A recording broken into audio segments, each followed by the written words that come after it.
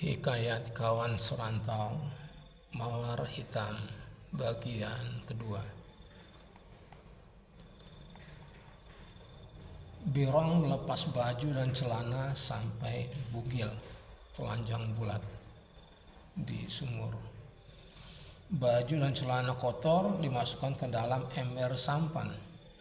Tampak di sebelah ember sampan sebuah rantang putih motif kembang berisi satu tub pasta gigi yang sudah kerempeng dengan ujung bawah terlipat, 2 sikat gigi, sebatang tampak masih bagus, sebatang lainnya memiliki susunan rambut yang tidak beraturan dan telah banyak berlepasan, sebatang sabun cuci, 3 sase kosong sampo bekas, 1 ketul tipis sabun mandi, 1 berkas sabut kelapa, seketul batu gosok, batu kerikil sebesar bola kasti, dan 1 berkas serat gambas oyong kering. 2 tub lepes kerempeng dan dari tub lepes kerempeng dan terlipat, Birong menuangkan pasta pada sikat gigi yang susunan rambut tidak beraturan dan telah banyak berlepasan. Birong kumur-kumur lalu menggosok gigi. Sementara di halaman rumah, Mawar berbincang dengan Kepler. "Hari hampir malam," kata Mawar. "Tak baik itu di sini." "Kalau tak disuruh masuk," kata Kepler, "cabutlah aku." "Lain waktu itu boleh masuk, tapi sekarang janganlah. Payah kita kalau sampai orang kampung tahu, apalagi suamiku tak ada di rumah, mengundang fitnah." "Betul juga sangkaanku," Kepler membatin. "Tak disuruhnya aku masuk, padahal pernah ku dengar dia ini." "Jangan itu salah sangka," kata Kepler. "Kedatanganku ke rumah ini hanya untuk memastikan apa betul Bang Sani merantau lagi. Memang dia sendiri bilang sama aku kalau dia mau perantau, tapi waktu mau aku antar ke pasar hitam, tak mau dia. Kudesak pun tetap saja dia tak mau. Karena tak mau, ya ku tinggallah dia sendirian. Sebetulnya tak tega aku, tapi mau macam mana lagi?" Mawar tersenyum dengan warna sinis berbaur jengkel. Bisa-bisa itu saja karang cerita." Sementara di sumur, Birong kumur-kumur lepas gosok gigi, bersiram beberapa gayung dari atas kepala, menggosok kaki dan tangan dengan batu, menggosok-gosokkan sabun mandi dan sabun cuci pada berkas oyong, menggosok-gosok badan terutama bagian punggung dengan berkas oyong bersabun, mengoret, memanfaatkan sisa sampo dan menggosokkannya ke rambut, bersiram air dari kepala hingga ke sekujur badan. Di halaman rumah, Kepler meraih sepedanya. "Oh ya," kata Kepler, "kalau itu memerlukan sesuatu apapun dan kapanpun itu bolehlah itu hubungi aku." "Terima kasih," kata Mawar. "Aku tahu itu orang baik, seorang dermawan yang suka menolong." Kepler tersenyum merasa tersanjung. Tapi kami telah terbiasa hidup begini," kata Mawar, "sehingga kurasa tak usahlah itu berpayah mengkhawatirkan keadaan kami." Kepler cemberut. Di kejauhan, Sanim jongkok seraya menikam-nikamkan sangkur pada bongkol pohon kelapa, tiada lepas memperhatikan Kepler dan Mawar dengan ekspresi perasaan bodoh berbaur kesal. Dari sumur, Birong mengenakan handuk berlari masuk rumah selepas mandi. Bersepeda, Kepler meninggalkan pekarangan rumah keluarga Sanim. Mawar masuk rumah, pintu dapur ditutup, pintu terkuak kembali. Birong mengenakan handuk, baju tersampir di pundak, keluar rumah. Birong berlari ke sumur mengambil sati kerang yang telah mulai dirubung semut dari pagar sumur. Birong membersihkan sati kerang dari semut yang merubung dengan cara ditiup-tiup mulut, disabut-sabut tangan. Termonyong Birong meniup sate mengusir semut. Kembali Birong mengudap sate kerang sambil berjalan masuk ke rumah, bicara lebih untuk diri sendiri. "Kalaulah begini setiap hari, sehat aku, gemuk. Birong, congok kali kau." Birong memamerkan otot bisepnya bagai atlet binaraga, lalu berjalan menirukan gaya petinju yang tengah digiring naik ring. Masuk rumah lewat dapur, pintu dapur dibiarkan menganga. Seekor kucing masuk dapur. "Ma," kata Birong, suara Birong, "mana celanaku?" "Sudah pun disunat, masih tanya celana sama orang tua, cari sendiri." Terdengar juga suara kucing meong. "Hush," suara Birong terdengar. Di jalan kampung, Kepler mengayuh sepeda dengan hati gundah. Sementara itu tanpa Kepler tahu, Sanim dengan sangkur di tangan menguntitnya zigzag lewat ruang antar pohon pada hamparan kebun pinggir jalan. Sanim menerjang Kepler dari samping belakang. Kepler jatuh dari sepeda. Betapa Kepler terkejut dan gelagapan. Bang Sanim, ada apa? Tak jadi merantau. Tutup mulutmu." Sanim meringkus Kepler. Satu tangan Sanim memegang erat tangan Kepler dari belakang. Satunya lagi menodongkan sangkur di perut. "Ada apa bang? Apa salah aku?" kata Kepler. "Diam kau, jangan bersuara. Sekali saja kau bilang pisang, belati memberai isi perutmu hingga tercurah ke tanah. Mengerti?" Kepler ketakutan, mengangguk. "Jalan, turun lerengnya, tuntun lerengnya, jalan sini." Sanim memaksa Kepler untuk menuntun sepedanya melintas ruang antar pepohonan pada hamparan tanah kebun dengan berbagai jenis rumput, sulur, perdu, semak setinggi mata kaki sampai lutut orang dewasa. "Kok jalan sini bang, belasak-belasak, mah belusukan macam presiden saja," kata Kepler. "Tutup muncungmu, ku bilang diam, mau ku tancapkan belati maut ini ke perutmu." Di kebun Sanim menggiring Kepler. "Stop, taruh sini kereta anginmu." Kepler menyandarkan sepeda pada tegakan pohon pinang. Sanim menunjang sepeda itu hingga rubuh. "Ditengok orang nanti," kata Sanim. Dengan ancaman sangkur, Sanim membawa Kepler ke bawah sebuah pohon kelapa kebun singkong belakang rumahnya. Telah ada ransel. Sanim mengonggok di bonggol pohon kelapa. Sanim menginjak kaki Kepler pada bagian belakang lutut. Kepler goyah sehingga jatuh dengan lutut menghunjam tanah lalu terduduk. Aduh, sakit lututku." Kepler mengadu. "Sakit," kata Sanim. "Sakit di lutut itu tak seberapa. Lebih sakitlah hati ini." Sementara tangan kanan menodongkan sangkur di pinggang Kepler, tangan kiri Sanim membuka ransel, mengambil seutas tali pramuka dari dalam ransel. "Diam itu mas," kata Sanim. "Maka jangan teriak, jangan pula lari, jangan pernah berpikir untuk teriak atau lari, jangan coba-coba." Sanim mulai mengikatkan tali di tangan Kepler. "Ku robek perutmu kalau kau teriak atau coba-coba lari, apalagi kalau sampai berani melawan. Ku jamin rumah sakit tempatmu berlabuh." Kepler merasakan sakit di pergelangan tangan, juga di lutut. "Aduh bang, ada apa bang? Apa salah aku? Jangan kencang-kencang, sakit." "Shh, jangan berisik. Jangan usik konsentrasiku. Mau masuk rumah sakit?" Dengan wajah pucat pasi Kepler menggeleng. "Atau kuburan?" Kepler menggeleng, makin ketakutan. "Ini negara demokrasi kawan," kata Sanim. "Kau boleh pilih. Kalau mau masuk rumah sakit teriak, mau ke kuburan larilah kau." Kepler menunduk menangis. Menangis pula kau? Sedih? Tinggal pilih rumah sakit atau kuburan. Untukmu rumah sakit dan kuburan sama-sama kubur gratis, free of charge. Tak dipungut bayaran 1 sen pun. 1 sen dibelah 7 pun tidak. Masuk kau gratis, tak payah bayar 1 benggol bolong pun. Tapi keluar tentu tak segampang yang kau bayangkan. Kedua belah tangan Kepler kini telah terikat ke belakang, mukanya pucat pasi.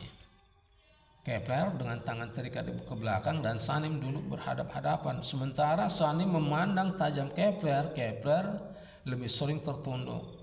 "Berani-beraninya kau goda istriku," kata Sanim. Enggaklah bang, mana pernah aku mengganggu Kak Mawar." Sanim menjambak rambut Kepler. "Kau menyangkal?" Kepler pasrah. "Terserah abang." Sanim melepaskan jambakannya untuk kemudian melayangkan pukulan setengah hati dengan punggung tangan ke wajah Kepler. "Sakit, ha?" Sakitnya tak seberapa, malunya ini, kata Kepler. Malu aku dituduh mengganggu perempuan yang sudah kuanggap sebagai kakakku sendiri. Kembali Sanim menjambak Kepler. Oh, sudah pandai kau cakap. Oh ya, hampir terlupa. Kau dulu juara kelas tiap-tiap kuartal. Aku pun teringat. Pak Hutahayan pernah bilang, tak hanya sekali dia bilang kalau otakmu otak Apollo. Seraya menahan rasa sakit, Kepler menggoyang-goyang kepala dan badan sebagai ikhtiar untuk lepas dari jambakan Sanim. Sanim mengendorkan jambakannya pada rambut di kepala Kepler. Sekali lagi aku tanya, tapi kau mesti menjawab dengan jujur. Aku pingin kau berterus terang. Kau mau jawab dengan jujur? Kepler mengangguk. Kalian, maksudku kau dan istriku, selingkuh? Tidak bang, sungguh. Sanim geleng-geleng kepala, tertawa kecewa dan marah. Kembali Sanim menyerangkan tamparan ringan setengah hati dengan punggung tangan di wajah Kepler. Emosi Kepler terpancing. Kepler mulai berani tunjukkan rasa benci. Kepler meludah ke tanah. Sanim pura-pura tidak tahu. Tak bisa kau mungkir, kata Sanim. Kau perli dia, kau perli. Menggoda, kau goda dia. Kau perli dia. Tadi ku tengok kau mencolek istriku. Kepler terperangah. Kau sentuh mawarku, kata Sanim pula. Tiba-tiba Sanim berubah laku. Mata berkisar, hidung kembang kempis seakan menghidu, menghisap bau aroma sedap. Ia cari sumbernya dengan menjungur-jungur mulut dan hidung pakaian yang dikenakan Kepler. Kepler merasa risih dengan kelakuan Sanim yang menciumi bajunya di bagian dada dan leher. Sanim menghisap nafas dalam-dalam, mata memicing. Oh, parfum, pakai minyak wangi kau rupanya. Sejak kapan kau pakai minyak wangi? Oh, aku tahu sejak engkau tahu aku tak ada di rumah, ya kan? Pantasan kau tadi bersikeras mau antar aku sampai ke pasar hitam. Kau iming-iming aku pula dengan miso dan sate kerang. Air liur terbit mengenang di sudut bibir. Sanim menyapunya dengan kerah baju. Sampai ngeces aku. Kau pingin aku cepat-cepat enyah dari kampung ini rupanya, ya kan? Tak kuduga. Kepler diam tak menanggapi. Sekonyong-konyong Sanim membelalak mata. Wih, nyaris luput dari pengamatan. Penampilanmu, tengok penampilanmu luar biasa. Biasa kau pakai peci putih, sarung kurang cuci, gamis lusuh, celana ngatung, selop Jepang putus tali yang sudah kau cantol lagi pakai peniti berkali-kali. Tapi kini sepatu pantofel semir licin menggilap hingga berkata anak Medan, silau dan tergelincir lalat dibuatnya. Kepler menggigit bibir menahan geli. Sewaktu Sanim mengatakan berkata anak Medan, silau dan tergelincir lalat dibuatnya. Celana, baju digosok licin, lipatannya pun pas, lancip. Tempah di mana kawan? Bang Temu, penjahit nasib, Dana Taylor, Astuti modista. Di dalam sel malam hari, Anwar dan Sanim duduk sebelah menyebelah. Sanim mengurut-urut kaki. Bagus sekali kayaknya, kenang Sanim. Kualiti nomor 1, tentu sejuk di badan, kata Sanim kepada Anwar. Abu menjerangkang berbaring dengan kaki terangkat ke atas, bersandar di dinding sel. Tangan menggalang kepala sebagai bantal, berkuap mengantuk tapi pekelobak mata ia belalak-belalakkan. Julita menggambar perahu layar di dinding, Suryanto mengipasi. Abu melihat seekor kupu-kupu hinggap di ujung tiang layar perahu yang dilukis oleh Jelitang. Pandai dia melukis. Tampak hidup. Kupu-kupu bergerak. Kupu-kupu bergerak-gerak mencari keseimbangan karena tertiup angin. Memang hidup, itu kupu-kupu hidup, bukan lukisan. Apakah aku sedang berhalusinasi? Kata Abu. Abu bangkit duduk mengucek-ucek mata, perhatiannya pada kupu-kupu di ujung tiang layar perahu. Kupikir sudah tidur, kata Anwar. Abu bangkit berdiri, menangkap kupu-kupu di dinding. Apa itu? Tanya Jelitang. Tak kulihat tadi ada di sini. Kupu-kupu, kata Suryanto. mau ada tamu, kita bakal kedatangan tamu, kata Suryanto. Jelitang menampar-nampar, mencakar-cakar muka dan leher Sendikron gatal. Sementara Abu menanggapi ucapan Suryanto. Kupu-kupu ya kupu-kupu, rama-rama, mana ada tamu datang ke dalam sel penjara? Ada saja. Suryanto tersenyum. Abu mengelus-elus, meniup-niup kupu-kupu. Patah sayapnya, kata Suryanto. Ya, itu sebab mengapa kupu-kupu ini tak dapat terbang jauh, kata Abu. Bukan itu maksudku. Tahukah kalian, kupu-kupu patah sayap adalah pertanda tamu bernasib sial. Nonsense, kata Abu. Tak masuk hal semacam itu dalam kamus hidupku. Di kawasan kami, kata Anwar, pertanda tamu datang adalah burung perenjak, petikra. Burung kecil itu hinggap dan terbang jingkrak-jingkrak kian kemari, bikin ribut di ranting dan tajuk pohon halaman rumah. Jika sudah demikian, orang-orang bilang ada tamu, kata Anwar. Burung penyanyi, tanya Jelitang. Ya, kata Anwar. Boleh jadi sang tamu adalah penyanyi macam Siti Nurhaliza, kata Jelitang. Dengan demikian, kata Abu, jikalau tak ada kupu-kupu masuk rumah, jikalau tak ada burung mentel bertingkah jingkrak-jingkrak di pokok pekarangan rumah, maka tak ada tamu. Nonsens, ada-ada saja. Sanim mengembang senyum, larut mengenangkan masa silam bersama Kepler. Di kebun, Sanim bersama Kepler. Bunga mawar, sapu tangan, dasi di dada aksi asli bukan barang tiruan. Dasi kupu-kupu, hebat kali kawan ini. Sanim mencabut sapu tangan dari saku Kepler. Ia pakai melap muka dan leher. Lalu ia selipkan kembali sapu tangan itu pada saku Kepler. Sanim menyaput-nyaput muka, sebelah atas mulut, pipi, dagu, pelipis, alis, dan kepala Kepler, mempermainkannya bak binatang piara, membuat Kepler risih. Kumis, cambang, jenggot, bahkan alismu pun ku tengok dikerok. Betul kan? Rambut berminyak lavender. Kau sisir klimis kayak The Beatles. Bah, keren kali. Kepler merasa risih. Kata Kepler. Perhatian Sanim beralih pada sabuk yang dikenakan Kepler. Tali pinggang kulit ular, gesper logam kepala ular, ular lidi, naga rupanya, naga bonar, naga sari, naga-naganya parlente kawan nih, polnecis. Sani melirik kedua tangan Kepler yang terikat ke belakang, jam tangan. Biasa, ini dia, cincin besi putih, coba ku tengok.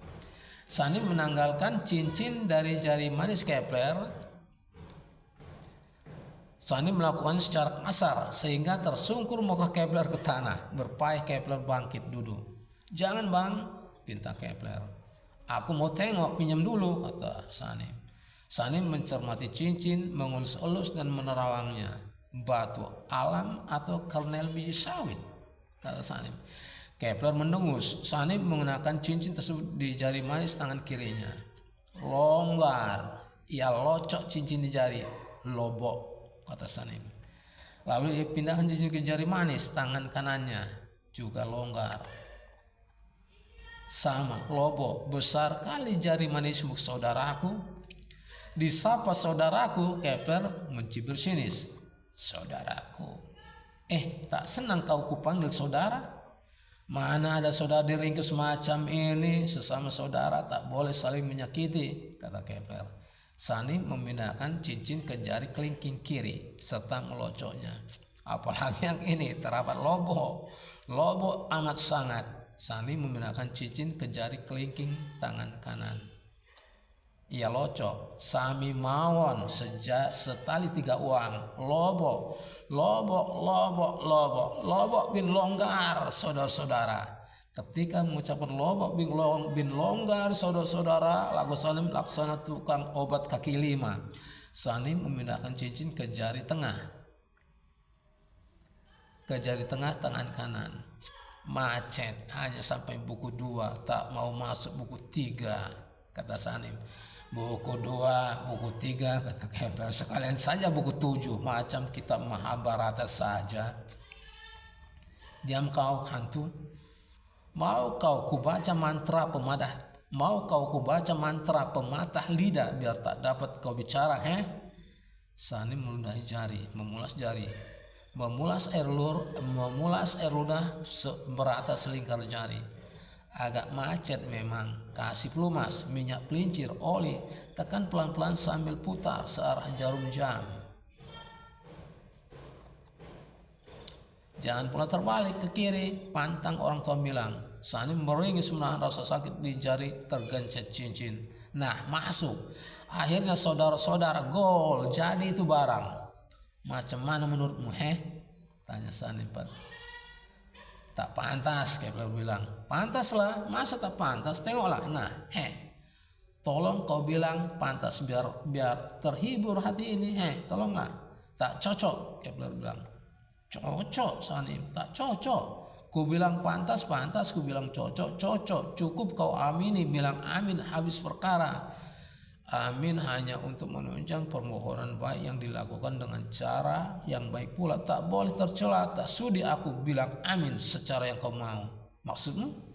Tak ada maksud, aku hanya mau bilang tak baik pakai barang orang, apalagi tak seizin si empunya. Merampas itu namanya, haram hukumnya. Ini kau punya? Aku tak yakin. Kau pasti razia murid sekolah, iya kan? Guru macam apa kau? Kau tak izin? Kau tak mengizinkanku pakai cincin ini? Kau bilang haram lagi. Sanim mengintimidasi Kepler. Ia kepal tangan yang ada cincinnya di jari tengahnya, setinggi pelipis dengan sorot mata mengancam. Macam-macam kau, bocor kepala. Ku bikin tak muat topi di kepalamu. Mau? Kepler ketakutan mengelengkan kepala. Bilang kalau mau. Kepler mengelengkan kepala. Nah, soal berikutnya yang harus kau jawab, Apollo murid kebanggaan Mr. Hutaheyan BA dan juga kesayangan Opung Lumban Batu. Apa misi, maksud dan tujuan datangmu ke rumahku? Sedangkan kau tahu aku tak tersedia di rumah. Kepler tetap diam. Sanim mencengkeram kerah baju Kepler. Jawab. Percuma bang. Apa yang percuma? Apa yang sia-sia? Percuma saja kalau ku jawab. Apapun jawabannya pasti salah menurut abang. Salah menurutku, Menurutku, menurut aku. Siapa pula yang mau menurut sama aku? Dijawab ataupun tidak, sama saja. Dijawab salah, tak dijawab salah. Bangkit emosi Sanim, tapi ia pura-pura tenang. Ia lepaskan cengkeraman dari kerah baju Kepler. Oh begitu, menjawab salah, tak menjawab pun sama salah. Kalau begitu, sekuat tenaga Sanim melayangkan tinju ke wajah Kepler. Inilah jawabannya. Sanim hanya meninju angin karena Kepler mengelak. Karena kedua-duanya mengerahkan segenap tenaga masing-masing, maka keduanya sama-sama jatuh. Kepler jatuh ke kiri, Sanim jatuh tengkurap ke depan. Sanim merasakan sengal di perut karena terganjal lutut kanan Kepler. Sanim bangkit seraya memegangi perutnya yang sakit. Kepler, tangan terikat ke belakang, menyungkur miring ke sebelah kiri. Pipi kiri menghunjam pada tanah berumput. Sanim jongkok memegangi perutnya yang sakit sengal. Aduh, sakitnya senep. Berharaplah kau semoga perutku lekas sembuh. Sebab kalau aku tak sembuh-sembuh, berpayah Kepler bangkit duduk. Meski letih, Kepler tersenyum puas, bersyukur atas kemalangan yang menimpa Sanim. Sebab apa, kata Kepler. Bah, Sanim pula. Sanim mencabut sangkur yang tertancap di bonggol pohon kelapa, memainkan sangkur di tangan, mengintimidasi Kepler. Cukup membuat Kepler kecut hati. Aku lunak, kau celutak. Tiba-tiba saja roman muka Sanim berubah dari galak menjadi heran. Kepler pun jadi heran. Sanim memegang dagu Kepler. Coba ku tengok di pipimu. Coba ku tengok pipimu. Ada apa di pipimu? Pada pipi Kepler di bagian kiri terdapat bercak-bercak lendir bening bercampur tanah dan bunga rumput. Ada apa bang? Tanya Kepler. Sanim mencolek lendir di pipi Kepler dan mencermatinya. Lengket macam lendir bekicot, tapi tak ada ku tengok bekicot di sekitar sini. Karena merasa risih, Kepler berusaha membersihkannya dengan cara menggosok-gosokkan pipi pada bahu. Usahanya gagal. Sanim mencium lendir di ujung jarinya. Baunya pun bukan bau bekicot, baunya aneh, macam yang sudah ku kenal bau ini. Macam mana pula ada di mukamu? Kepler merasa heran dengan tingkah laku Sanim. Mata Sanim berbinar seketika. Aha! Kembali Sanim mencolek lendir di pipi Kepler, menyaputnya ke hidung Kepler. Coba kau cium. Kau tahu apa ini? Kepler condongkan badan ke belakang, berusaha menghindari colekan di hidung. Tapi terlambat, Sanim telah mendahulinya. Kepler merasa mual begitu cuping hidungnya bersalut lendir. Berkali-kali Kepler berusaha muntah, tapi tak ada yang keluar dari perut dan mulutnya kecuali air liur dalam massa banyak. Air mata mengenang di kedua kelopak mata. Bah, muntah pula kau. Tak suka kau sama baunya? Ayo. Sanim menyeret Kepler masuk ke kebun lebih dalam, menjauhi rumah. Tiba-tiba Sanim tertawa, tapi bersegera ia tutup mulutnya dengan tangan. Ups. Meski masih lelah oleh sebab muntah, Kepler keheranan dengan tingkah laku Sanim. Mulut dan hidung Kepler bergerak-gerak kembang kincup, mencoba mengenal lendir di pipi dan cubing hidungnya. Selanjutnya Kepler muntah sejadi-jadinya. Kepler muntah.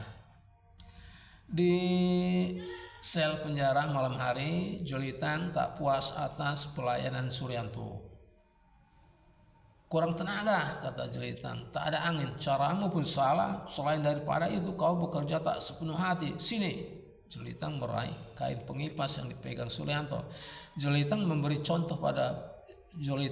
contoh cara mengipas.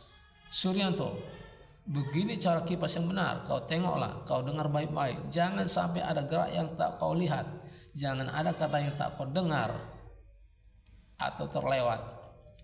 Yang pertama dan utama, lipat kain yang betul. Macam nih, kau tengoklah, sarung macam nih. Jolitan melipat 2 sarung, lantas dilipat 2 lagi, sehingga kini berlapis 4. Berdiri, pasang kuda-kuda, pijakan kaki kokoh, kedua kaki mengangkang dengan jarak 30 cm. Macam ini. Kedua belah tangan memegang erat ujung-ujung kain, bergerak dari bawah, pusar, pelan, naik sampai setinggi ubun-ubun. Lantas tangan menghentak cepat mengibas kain ke bawah sehingga angin tercipta. Wush! Prosedur diulang. Kedua belah tangan yang memegang tegang rentang kedua ujung kain naik perlahan, dan setelah mencapai ketinggian ubun-ubun menghentak keras ke bawah sehingga timbul efek sejuk. Wush! Proses diulang. Wush, seterusnya wush, dan seterusnya wush, secara teratur wush. Kerja ini mesti kau lakukan sampai pagi tanpa henti. Jangan pula sampai pagi, kata Anwar. Tiada henti lagi, macam kerja Rodi. Letih dia, penat. Kasihan itu anak orang. Jolitan memandang tajam Anwar. Anwar terdiam. Mengerti? Tanya Jolitan pada Suryanto. Suryanto mengangguk. Jawab. Siap. Jolitan menyerahkan kain sarung pengipas kepada Suryanto. Nah, mulakan berkhidmat untuk penguasa penjara. Siap. Suryanto meraih sarung yang disodorkan ke badan dan mulai mengipas secara yang dicontohkan oleh Jolitan. Jolitan melanjutkan karya grafitinya. Anwar melirik membatin. Kalaulah engkau penguasa penjara, mestilah engkau bebas keluar masuk penjara kapan saja bila-bila masa kau suka. Tapi engkau terkurung dalam terungku entah sampai kapan. Dasar manusia tutupan tak berbudi. Jolitan menampar-nampar, mencakar-cakar, menggaruk wajah dan leher sendiri karena gatal. Kalaulah engkau penguasa penjara, kembali Anwar membatin. Mengapa engkau cakar-cakar, tampar-tampar muka sendiri? Tak ada penguasa yang mau menampar-nampar, mencakar-cakar muka sendiri, kata Anwar dalam hati.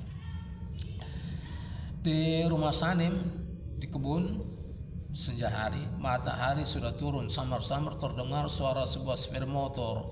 Kian lama kian jelas terdengar. Terlihat lampu rumah dinyalakan. Sebuah sepeda motor masuk halaman rumah.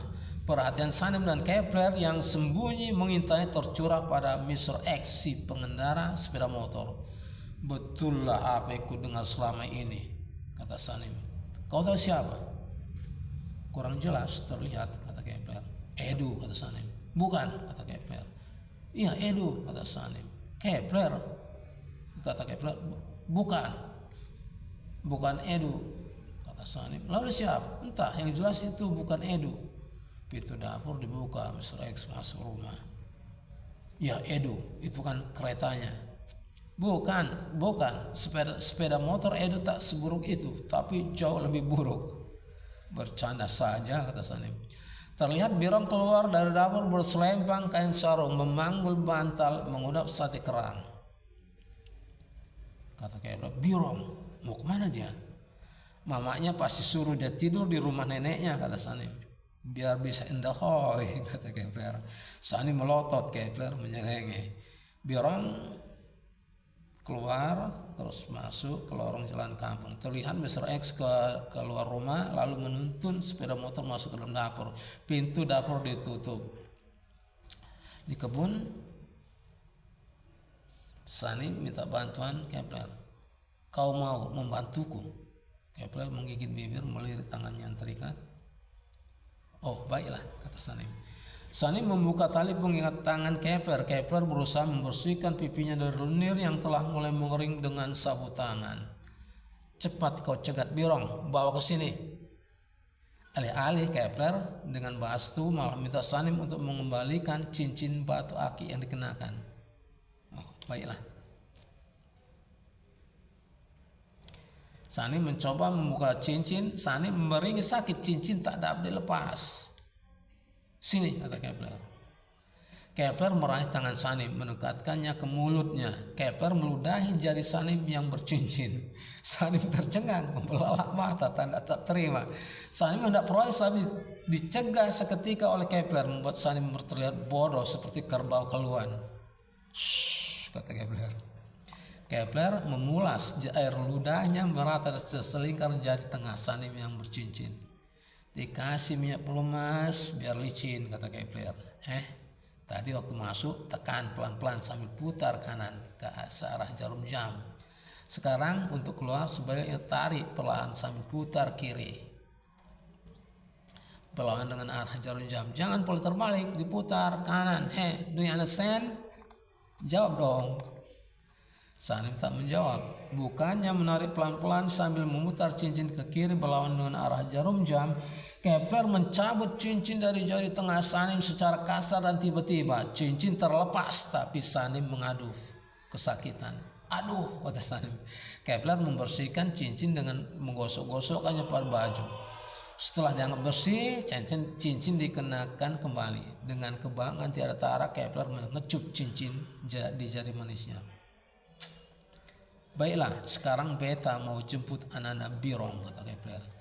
Dan ketika Kepler hendak beranjak pergi, Sanim mencegahnya dengan mencekal tangannya. Kepler membebaskan tangannya dari cekalan Sanim. Apa sih? Apaan sih? Jam berapa sekarang? Tanya Sanim. 5 lewat suku, jawab Kepler. Apa? Tanya Sanim. 5:4. Yang betul. 5 lewat 16 sekarang, jalan 17. The clock is ticking, bro. Waktu terus berjalan. Tak percaya aku, hari sudah gelap begini masih jam 5 lewat sedikit. Coba aku tengok. Kepler menepis tangan Sanim yang mau mencekal tangannya. Tak boleh. Coba aku tengok. Hehehe, jam mati, kata Kepler. Bah, pantas saja bau bangkai. Payah. Biarkan Birong pergi tidur ke rumah neneknya. Jadi tak jadi. Tak jadi, biar Birong pergi. Ada tugas yang jauh lebih penting. Kita gerebek mereka.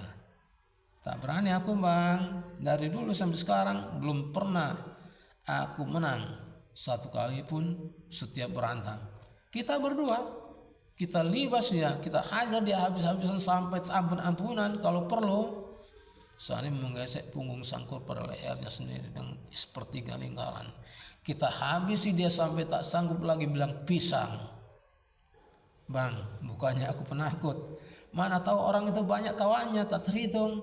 Kau hitung pula kawan orang, kurang kerjaan. Kalau sampai dia mengadu sama kawan-kawannya, kata Kepler, malah kita nanti yang jadi bulan-bulanan.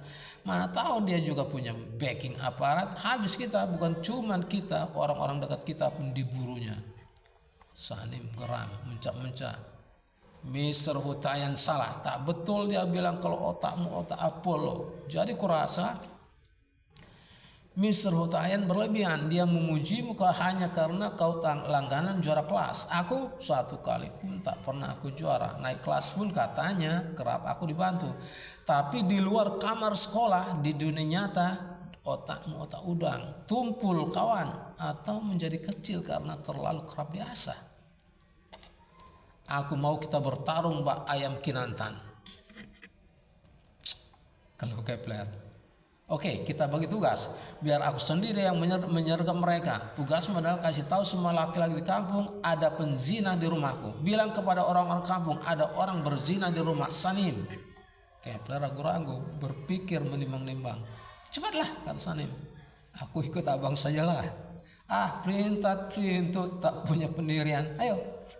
Kepler jongkok menjamah rangsel Sanim. Rangselnya bang. Tinggalkan saja. Sanim dengan sangkur di tangan dan Kepler bergerak ke arah rumah. Melintas sumur, Kepler berhenti sejenak untuk membasuh muka, membersihkan sisa-sisa lendir yang mengering di muka dengan air yang ada di ember sampan. Sementara Sanim menghadap-hadap ke arah rumah. Kepler di sumur, dasar si Gumar hapus, ganti oli di sembarang tempat, kena mukaku. Oh ya mang. Usai cuci muka dan kumur-kumur, Kepler mengendap-endap ke arah rumah, menyusul Sanim yang telah terlebih dahulu berada di pelipir rumah, mengintip situasi di dalam rumah.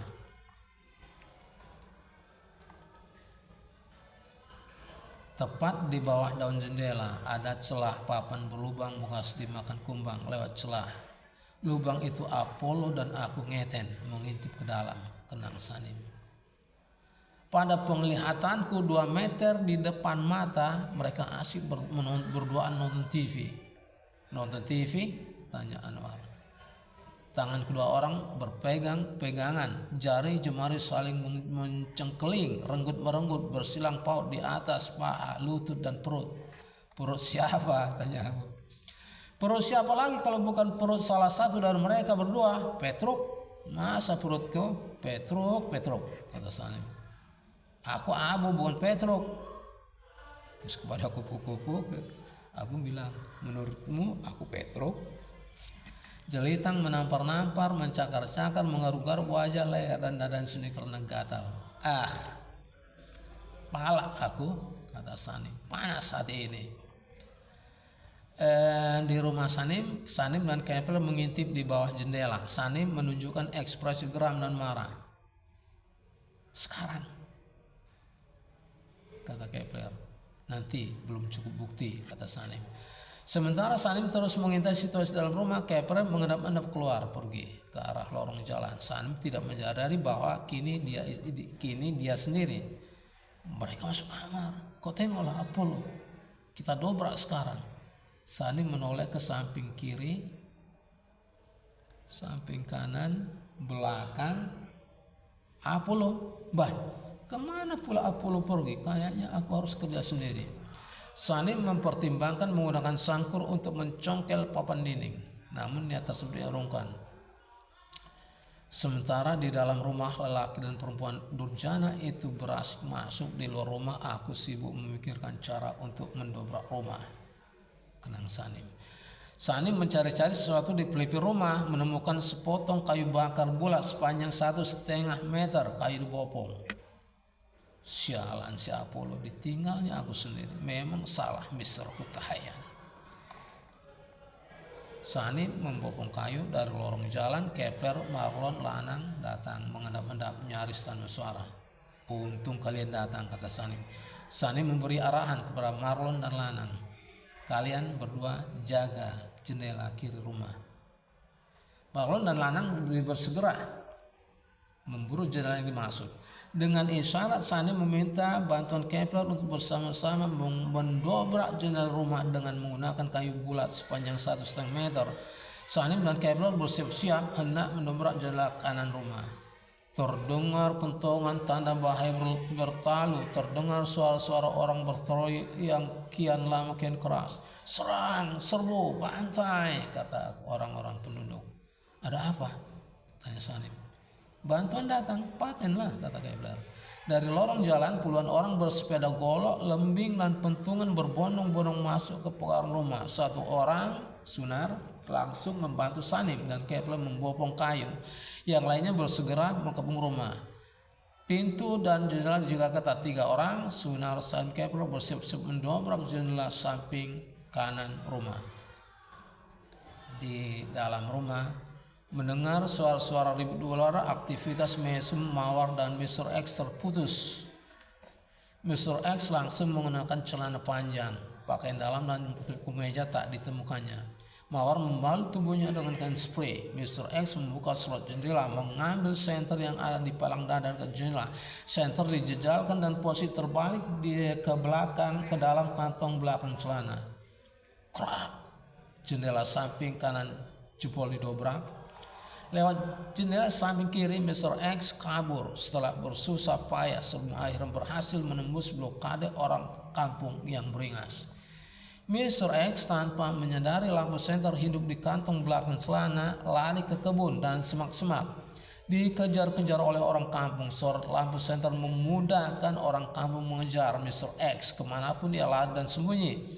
Mr. X berondok di tengah-tengah rumpun bambu. Dengan mudah Mr. X diringkus oleh orang-orang kampung.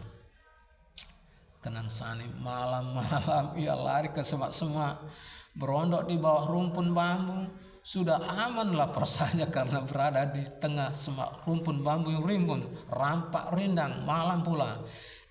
Tahu-taunya tertangkap dengan begitu gampangnya oleh orang kampung yang mengepung hanya karena perkara sepele. Di kantong belakang celananya ada lampu senter yang menyala. Hajablah dia.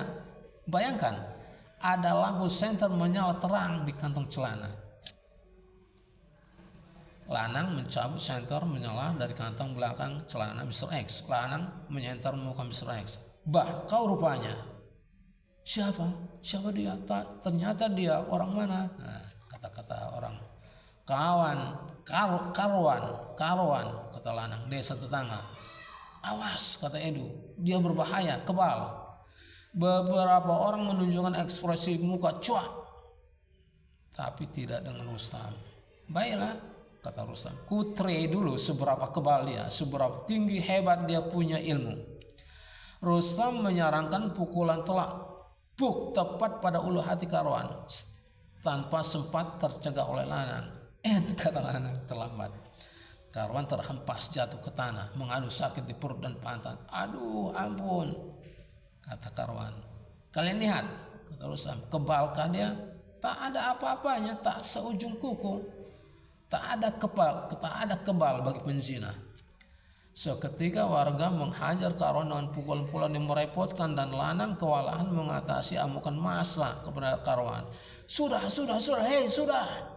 Massa berangsur berhenti memukul Karuan. Lanang menarik nafas dalam-dalam dan meniupkannya pelan-pelan lega. Terkendali sudah. Tak boleh ada yang main hakim sendiri, kata lanang. Sejurus lanang mencermati dan senyum ramah kepada Karuan. Kau merepotkanku, kau bikin aku repot.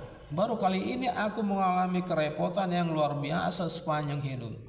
Lanang mengetap geraham, mengumpulkan dahat di tenggorokan. Inilah sama kau. Lanang meludahi dan dengan sekuat tenaga menunjang Karuan. Karuan terjengkang. Kini giliran Rustam dan warga yang repot menenangkan lanang.